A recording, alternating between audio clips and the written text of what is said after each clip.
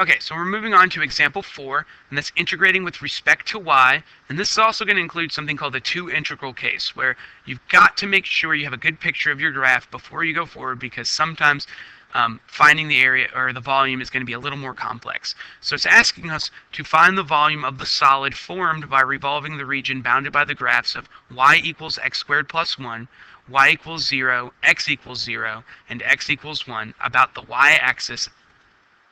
And so I'm going to draw out a picture, because this is what you need to do. So this is roughly x squared plus 1. We have y equals 0, which is down here. Y equals 0. So I'm going to change this to y equals x squared plus 1. Then we have x equals 1 and x equals 0. So this is the region that we are concerning ourselves with. And we're asked to rotate it around the y-axis. Now, immediately, when we have to rotate around the y-axis, it makes things a little more complex, because we have to do everything. We have to use y with our integration, because our radii are going to be measured in terms of, not in terms of x, but with x instead of in terms of x. So I'll explain this in just a second. But I want to make a larger picture so that we have a better image of what I'm talking about. So just the region that we're looking at here. Okay. Now this is x equals 1, and this was our y equals x squared minus 1, or plus 1, sorry. Well, as you can see here, we've got two different sections that we're trying to rotate based off this picture. The radii that we're looking at here, since we're spinning around this way, they're measured horizontally, right, instead of vertically like we had been.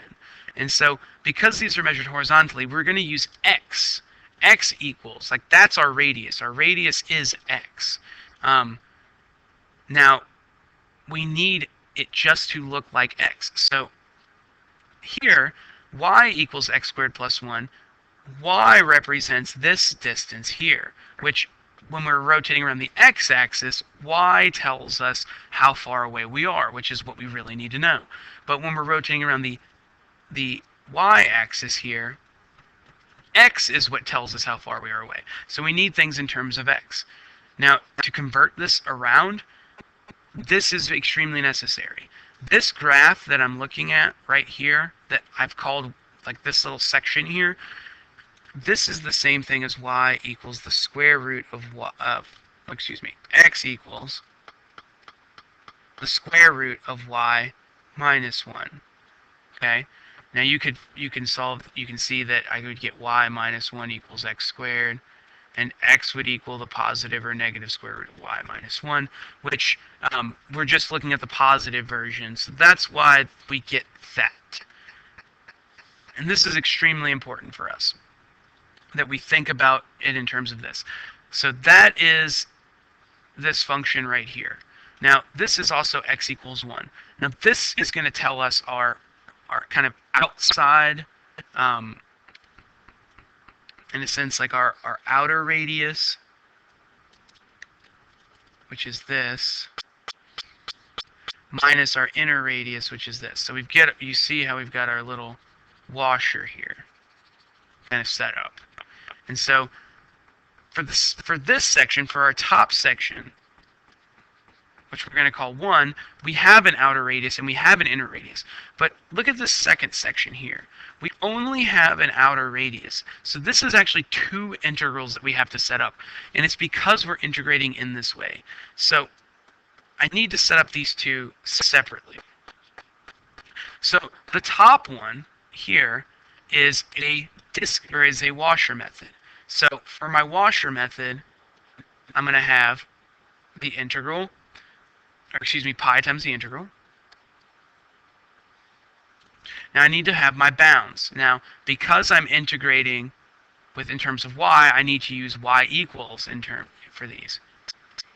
So this is y equals 1, and you'll find that if we were to, when x is 1 here, y would have to be 2.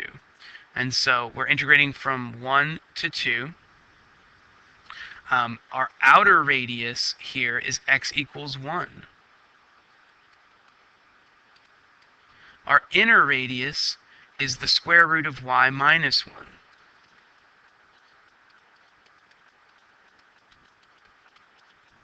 So that is the area of the first part. Okay?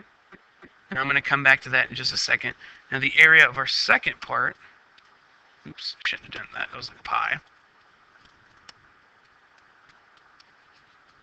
Now the second part, this is just these big disks here. So we are going to just use the regular disk method for this. And so our volume for this is pi times the integral. Now here, this region, when we count our y's, this is from 0 to 1. We're integrating that way. And so this is from 0 to 1, and our radius is always 1. So we're just integrating 1 squared. So now I need to find these and then put them together. So we'll evaluate this top part first. So we've got pi times, integral here from 2 to 1. So we just get 1 minus y minus 1 dy. So 1 minus y minus 1 is going to end up the same thing as 2 minus y. Together, if we were to simplify this, so we get pi times 2y minus 1/2 y squared.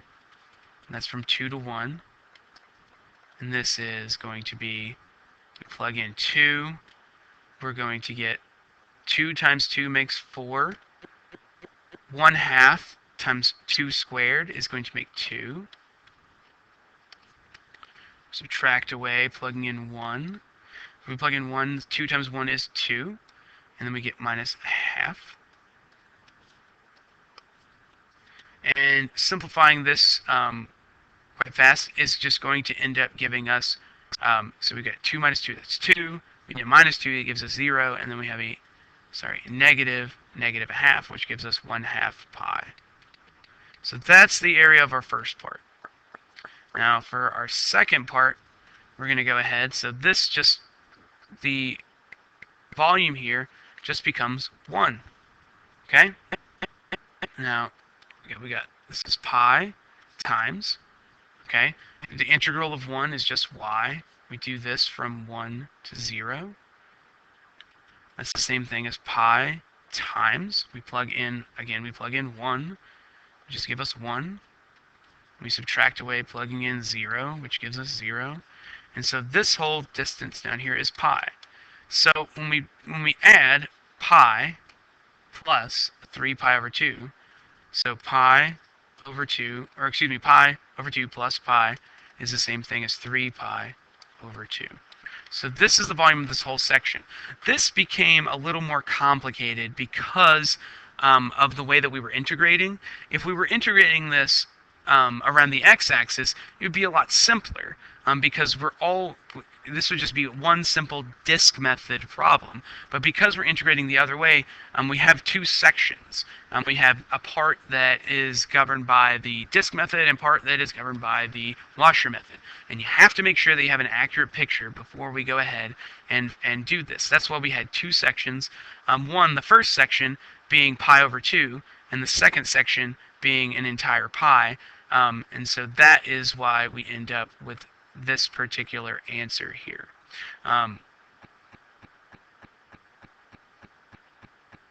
Yes.